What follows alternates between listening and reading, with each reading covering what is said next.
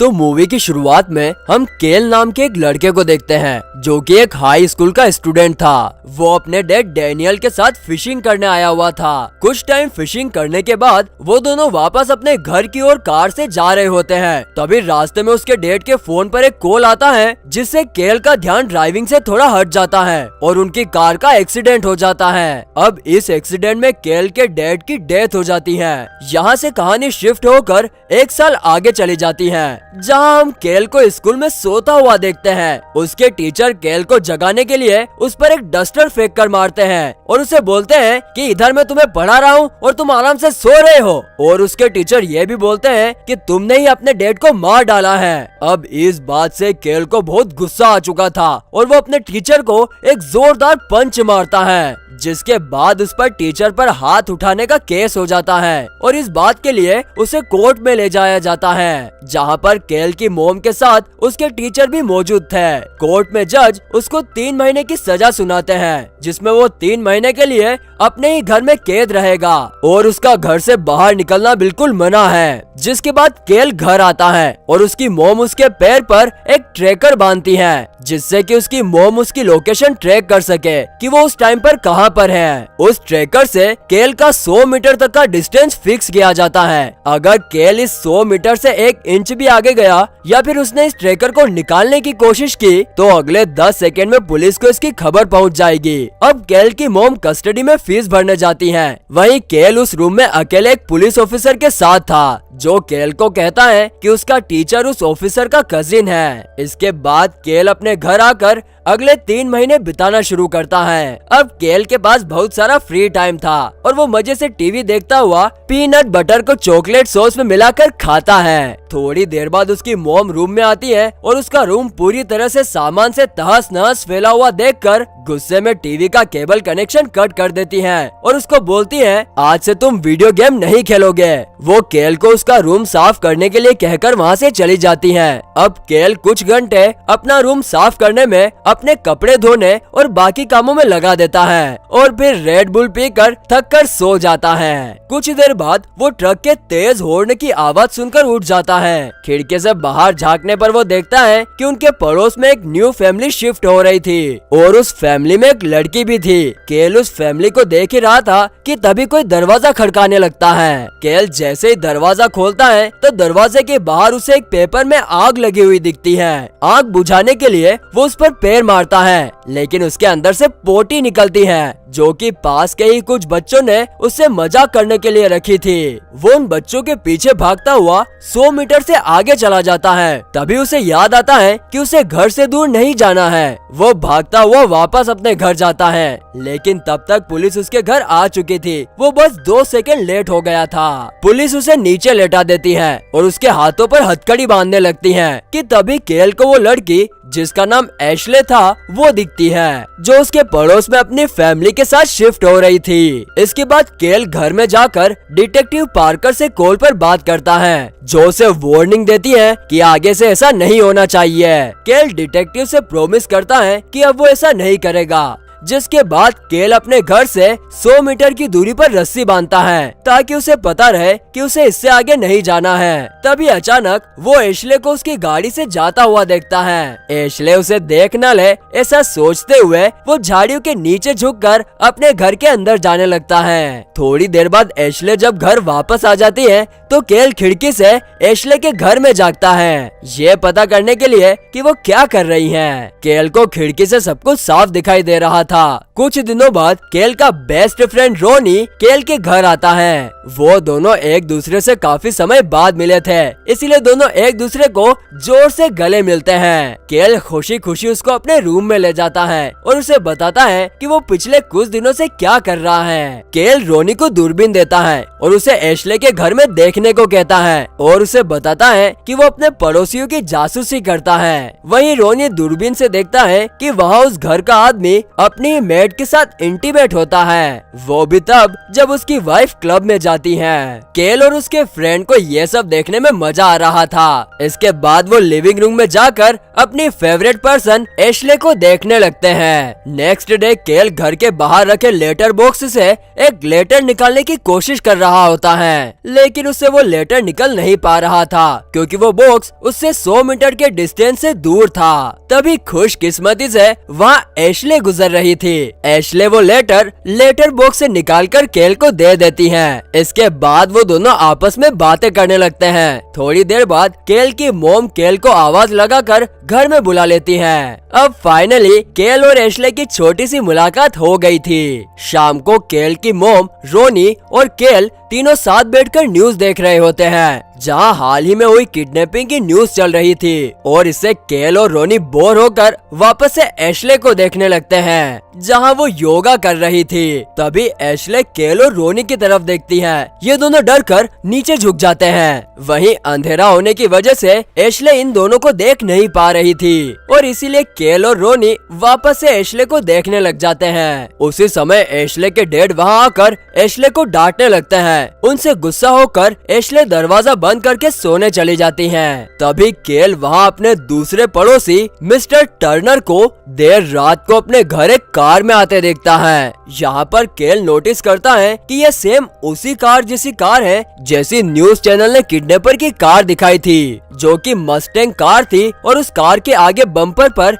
एक डेंट भी था। नेक्स्ट डे केल डिसाइड करता है कि वो इस चीज को लेकर इन्वेस्टिगेशन करेगा, इसीलिए वो अपने पड़ोसी को छुपकर देखता है, वो भी अपने 100 मीटर के दायरे में रहकर। तभी उसे ऐसा लगता है कि मानो जैसे उसके पड़ोसी ने उसे देख लिया हो और वहाँ उसे आवाज आती है, तुम यहाँ क्या कर रहे हो? लेकिन असल में वहाँ एक रैबिट था और ये सब उसका पड़ोसी उस रैबिट से बोल रहा था, जिसे देखकर वो थोड़ा रिलैक्स फील करता है। कुछ दिन बाद रोनी वापस से केल के घर आता है। वो आपस में हाल ही में हुई किडनैपिंग की बातें करते हैं। केल रोनी को बताता है कि उसे पूरा यकीन है कि उसका पड़ोसी एक किडनैपर है। ये सब बातें छोड़कर केल वापस से एशले को देखने लगता है, जो स्विमिंग कर रही थी। केल ये देखकर रोनी को भी एशले को देखने के लिए कहता है। तभी वो दोनों नीचे गिर जाते हैं और डर जाते हैं कि कहीं एशले ने उन्हें देख न लिया हो। केल हिम्मत करके वापस से एशले को देखने लगता है और तभी एशले उन्हें देख लेती है और चंद मिनटों बाद उन्हें डोरबेल की आवाज आती है। वो दोनों दरवाजा खोलने घबराते हुए जाते हैं और जैसे ही वो दरवाजा खोलते हैं तो वहाँ वो एशले को देखते हैं, जो उनसे कहती है कि तुम लोग वहाँ क्या देख रहे थे?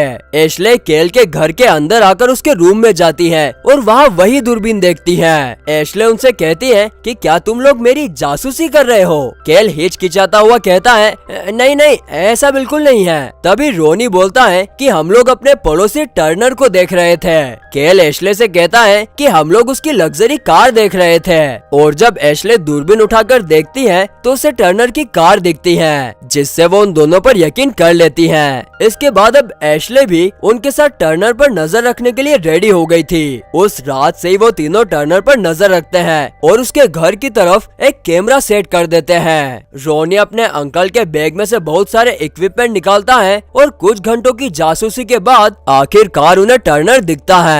जैसे ही वो कार का दरवाजा खोलता है तो कार में से एक लड़की बाहर निकलती है। टर्नर उस लड़की को लेकर अपने घर चला जाता है। टर्नर के हाथ में एक शार्प चाकू दिखाई देता है, जिसे देखकर वो तीनों डर जाते हैं। टर्नर उस चाकू से उस लड़की की न्यू ड्रेस का प्राइस टैग काट देता है। इतने में एशले के घर से कॉल आता है और वो अपने घर जाने लगती हैं। केल उसे बाहर छोड़ने जाता है और जाते जाते वो उसे किस करने लगता है, लेकिन एशले उसे किस नहीं करने देती और अपने घर चली जाती है। केल वापस से अपने रूम में आकर टर्नर पर नजर रखना शुरू कर देता है। वो जब अपना कैमरा जूम करता है तो देखता है कि वो लड़की वहाँ से भागने की कोशिश कर रही थी, लेकिन टर्नर उसे वहाँ से जाने नहीं दे रहा था। वो इस इंसिडेंट को रिकॉर्ड करने की कोशिश करता है, लेकिन यहाँ पर गलती से उससे कैमरे की फ्लैश ऑन हो जाती है और वो डर कर नीचे छुप जाता है। वो कैमरे से नीचे बैठकर ही रिकॉर्डिंग करने की कोशिश करता है, लेकिन थोड़ा सोचने के बाद वो फिर से खड़ा होकर कैमरे को साइड में रखकर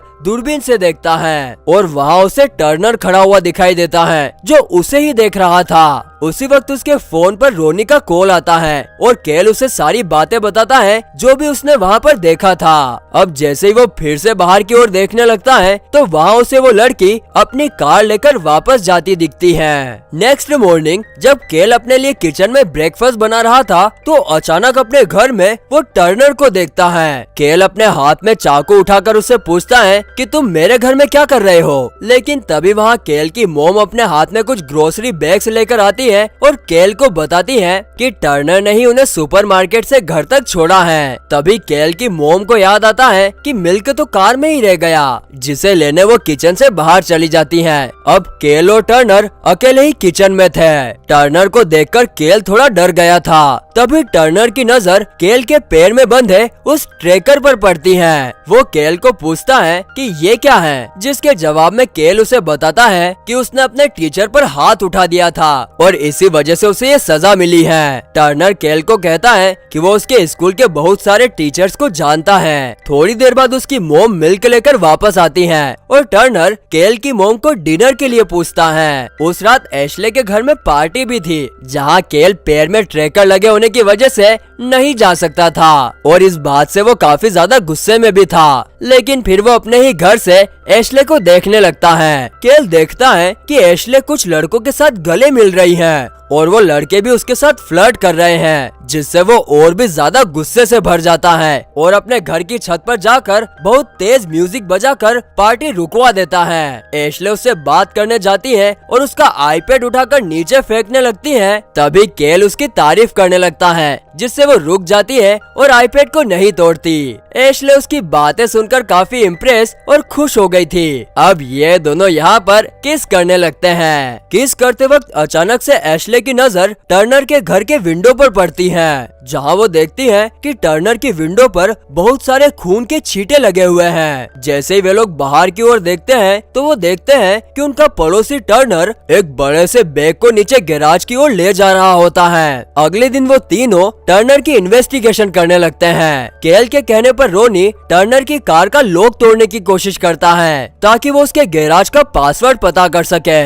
वहीं एशले टर्नर का पीछा करती हुई सुपरमार्केट में चली जाती हैं और अपने फोन में उसकी वीडियो बनाने लगती हैं। उधर रोनी टर्नर की कार का लॉक तोड़ देता है। तभी केल के पास एशले का कॉल आता है। वो केल को बताती है कि टर्नर वापस घर की ओर आ रहा है। एशले टर्नर से बचने के लिए वहाँ से भागने लगती है। वहीं रोनी केल को कॉल करके पासवर्ड लिखवाता है। वहीं टर्नर एशले की कार के आगे अचानक से आ जाता है और जबरदस्ती उसके कार में बैठकर उसे बोलता है कि बेहतर होगा तुम मुझसे दूर रहो। अब रोनी और एशले सीधा केल के घर जाते हैं। एशले उन्हें सारी बातें बताती है कि टर्नर ने उन सबसे कहा है कि वो उससे दूर रहे, वरना इसका अंजाम अच्छा नहीं होगा। यहाँ पर वो तीनों बहुत डर गए थे, इसीलिए वो अपने इस प्लान को यहीं खत्म करने की सोचते हैं। तभी एशले के घर से उसकी मोम का कॉल आता है, जिससे वो अपने घर चली जाती है। रात को केल अचानक से सोचता है कि वो डर नहीं सकता और वो टर्नर की सच्चाई का पता करके ही रहेगा।